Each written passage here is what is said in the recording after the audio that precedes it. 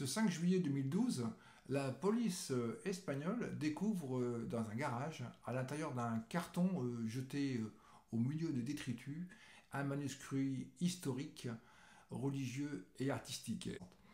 Je vais donc vous raconter cette histoire dans la série des vidéos consacrées à la fabuleuse histoire du chemin de Compostelle. À la fin de cette vidéo, vous saurez tout sur ce document. Il s'agit du Codex Calixtinus, connu sous le nom de Livre de Saint-Jacques, et retrouvé un an jour pour jour après son vol et sa disparition à la cathédrale de Saint-Jacques de Compostelle. Alors, comment ce manuscrit historique d'une valeur inestimable, comment ce manuscrit est arrivé dans ce garage? Le propriétaire du garage, donc un électricien qui travaillait depuis 25 ans pour la cathédrale de Compostelle, a volé ce livre suite à un contentieux qu'il avait avec un des responsables religieux de la cathédrale. Cet ouvrier donc a dérobé le livre qui était évidemment pas très protégé car il était dans un coffre à l'abri des regards du public avec une clé laissée dessus, donc il n'a pas eu de difficulté pour voler ce manuscrit. Les experts évaluent à l'époque, donc en 2012, ce manuscrit donc, a la valeur de 6 millions d'euros. Il est bien connu des pèlerins de Saint-Jacques de Compostelle. De nombreux auteurs se sont intéressés à son livre 5 qui décrit les chemins de Compostelle pour se rendre sur la tombe de Saint-Jacques en Galice. Il s'agit du premier guide de pèlerinage du XIIe siècle. Ce document, donc ce manuscrit, s'appelle Codex puisque c'est un manuscrit mais qui n'est pas sous forme de rouleau, rien à voir avec un code Da Vinci, code et compagnie. Il s'agit donc d'un codex, c'est-à-dire un livre avec une pagination. Ce livre de Saint-Jacques va être remis par Aymeric Picot, qui est chargé par le pape I202 de le transporter à Compostelle et de le remettre à l'évêque Diego Gelmírez, évêque donc de Compostelle donc à cette époque. Ce Codex Calixtinus va être conservé depuis cette époque jusqu'à nos jours dans la cathédrale de Compostelle. Calixtinus correspond au nom du pape Calixte II qui a, je dirais, préfacé l'ouvrage. Il est donc l'auteur d'une lettre qui figure donc dans le livre 1. Donc ce Codex Calixtinus ou livre de Saint-Jacques a été assemblé entre 1140 et 1160. Ce manuscrit qui rassemble 5 livres est un document très important, notamment par son livre 5 pour nous. Le premier livre est une anthologie des pièces liturgiques en l'honneur de l'apôtre contenues dans une lettre du pape Calixte II. Le livre 2 raconte les 22 miracles dus à l'action de Saint Jacques, dont le plus connu et le plus représenté dans toutes les églises d'Europe, c'est évidemment le miracle du pendu dépendu. Je vais vous le décrire brièvement. En fait, il s'agit d'un couple avec un enfant qui se rendent sur la tombe de, comme on disait, de Saint-Jacques en Galice. Ils s'arrêtent donc dans une auberge et dans cette auberge, une demoiselle fait des avances au jeune homme, au fils, et ce garçon refuse donc ses avances. Et pour se venger, eh bien, la charmante servante cache une tabale en argent dans la musette du garçon. Et le lendemain, lorsque le couple et le fils s'en vont vers Saint-Jacques, eh bien, la servante signale le vol et le juge du coin fait vivement arrêter le couple et le jeune homme. Et le jeune homme, jugé sur le champ, est pendu illico presto. Donc les parents continuent donc pour aller vers Saint-Jacques en Galice. Ils continuent leur pèlerinage et au retour, ils viennent pour récupérer le corps du garçon qui est toujours pendu à l'entrée du village. Cependant, le garçon, il est toujours vivant. Donc il se précipite chez le juge pour signaler l'événement et récupérer le fils. Le juge était en train de déjeuner, donc il s'est dégusté un poulet rôti et il y avait également un autre poulet en train de rôtir dans la cheminée.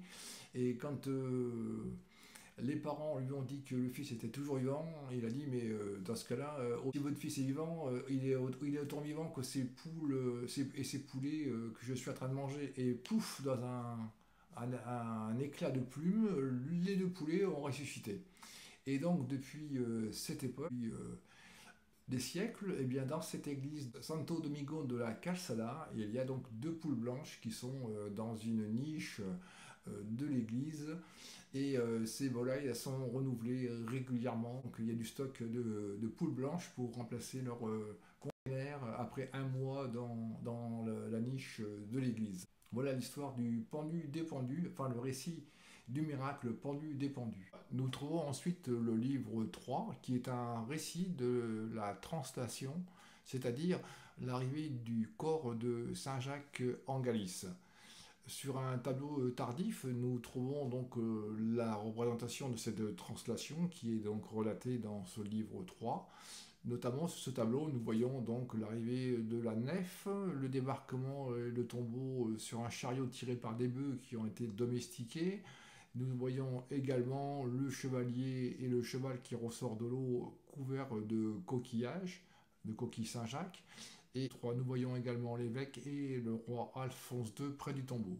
Ce tableau à lui seul relate la translation et représente la translation de Saint-Jacques à son arrivée en Galice. À propos des coquilles, Émeric Picot, donc dans le livre 5 que nous allons voir, relate déjà la présence de ces coquilles, qu'il n'appelle pas Saint-Jacques.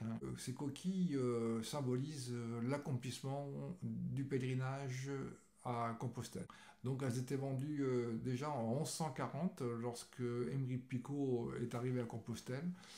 Et également, elles se vendaient exclusivement à Compostelle.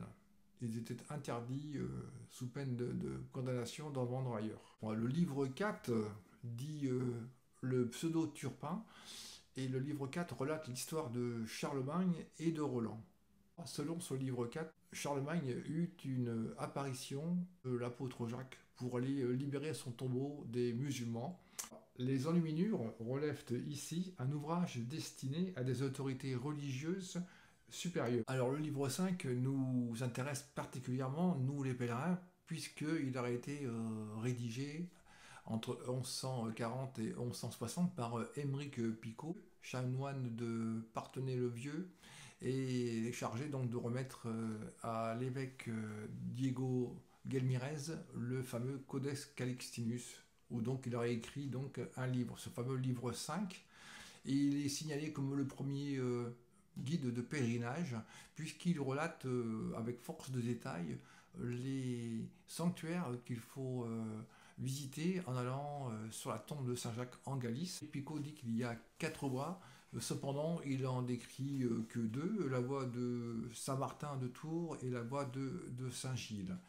Il fait également mention du passage des Pyrénées de Saint-Jean-Pied-de-Port à Roncevaux. Il est confirmé que à l'époque, on ne passait pas par la voie de Valcarlo, c'est-à-dire la voie de la vallée qui pourrait être plus facile, qui est plus facile pour ce qui est le chemin d'hiver, mais les pèlerins passaient par la route de la montagne pour rejoindre Saint-Michel à Roncevaux, pour rejoindre Saint-Jean-Pied-de-Port à Roncevaux.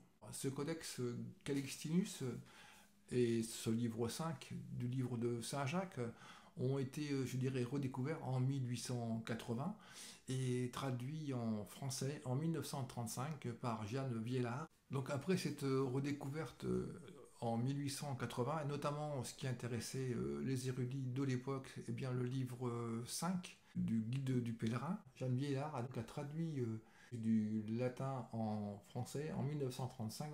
Émeric Picot, les populations, les rivières, les points d'eau et les sanctuaires où il faut se rendre pour prier avant d'aller à Saint-Jacques-de-Compostelle. Donc cet ouvrage est intéressant au niveau évidemment historique, mais il ne vous aidera pas forcément à faire le chemin de Compostelle de nos jours. Mais c'est un ouvrage que j'ai trouvé très intéressant et qui confirme beaucoup de choses sur les conditions des pèlerins à cette époque, notamment la dangerosité des chemins de Compostelle à cette époque.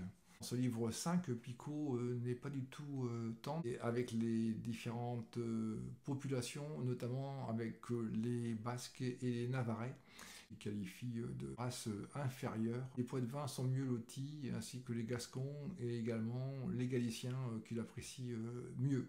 Alors la petite mention historique, eh bien oui, depuis cette époque du Moyen-Âge, Sur le chemin de Compostelle, eh bien, les populations de l'Espagne eh bien, ont appelé tous les gens qui venaient du nord. Donc ce soit aussi bien les pays scandinaves que les Teutons ou les Français.